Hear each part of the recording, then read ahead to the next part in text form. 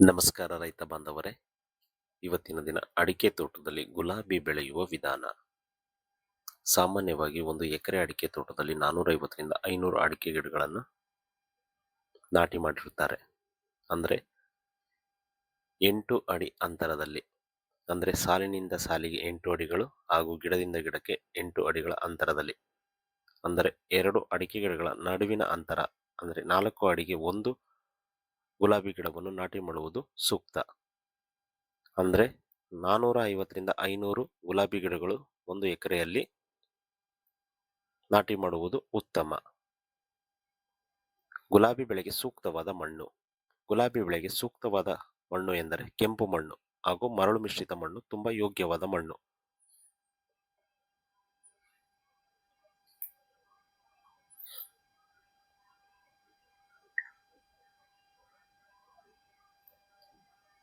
ನಾಟಿ ಮಾಡುವ ಸಮಯ ಜೂನ್ನಿಂದ ಅಕ್ಟೋಬರ್ ಅಥವಾ ಫೆಬ್ರವರಿ ಮಾರ್ಚ್ ತಿಂಗಳಿನಲ್ಲಿ ನಾಟಿ ಮಾಡುವುದು ಉತ್ತಮ. ನೀರಾವರಿ.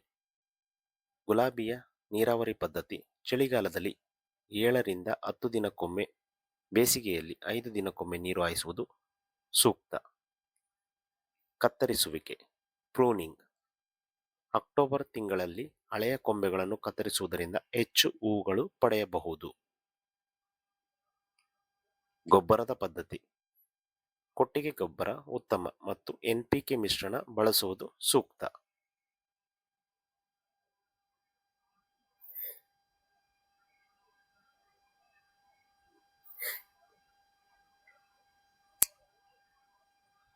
ಗುಲಾಬಿ ಹೂವಿನಲ್ಲಿ ಅನೇಕ ವಿಧಗಳಿವೆ. ಅವುಗಳೆಂದರೆ ಹೈಬ್ರಿಡ್ ಟೀ. ಇವು ಉದ್ದನೆಯ ಕಾಂಡ ಮತ್ತು ದೊಡ್ಡ ಹೂವುಗಳನ್ನು ಹೊಂದಿರುತ್ತದೆ. ಇವುಗಳನ್ನು ಅಲಂಕಾರಕ್ಕೆ ಬಳಸುತ್ತಾರೆ. ಫ್ಲೋರಿಬಂಡ. ಇವು ಗುಂಪು ಗುಂಪಾಗಿ ಹೂ ಬಿಡುತ್ತದೆ ಮತ್ತು ಗಿಡ ಚಿಕ್ಕದಾಗಿರುತ್ತದೆ. ಪಾಲಿಹಂದ. ಸಣ್ಣ ಗಾತ್ರದ ಹೂಗಳು ಗೊಂಚಲುಗಳಲ್ಲಿ ಅರಳುತ್ತವೆ. Climbing rose. ಇವು ಬಳ್ಳಿಯಂತೆ ಹಬ್ಬುತ್ತವೆ. ಬೇಲಿ ಅಥವಾ ಕಾಮಾನುಗಳಿವೆ. ಇವು ಸೂಕ್ತ. Miniature rose. ಇವು ತುಂಬಾ ಚಿಕ್ಕದಾದ ಗಿಡ, ಕುಂಡಗಳಲ್ಲಿ ಬೆಳೆಸಲು ಉತ್ತಮ.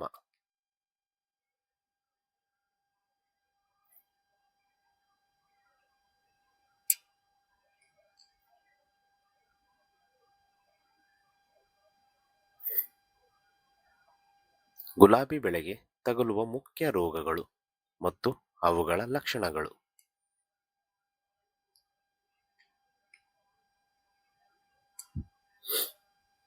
ಬೂದಿ ರೋಗ, ಪೌಡರಿ ಮಿಲ್ಡೋ.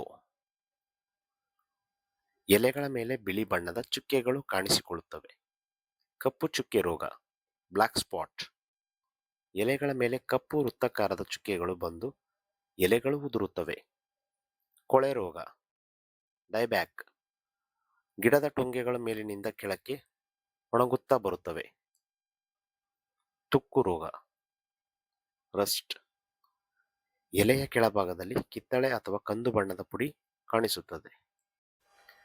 ಈ ರೋಗಗಳಿಗೆ ಸೂಕ್ತ ಪರಿಹಾರವನ್ನು ಸಂಬಂಧಪಟ್ಟ ಕೃಷಿ ಸಲಹೆಗಾರರ ಮಾರ್ಗದರ್ಶನದಲ್ಲಿ ಔಷಧಿ ಉಪಚಾರ ಮಾಡುವುದು ಉತ್ತಮ.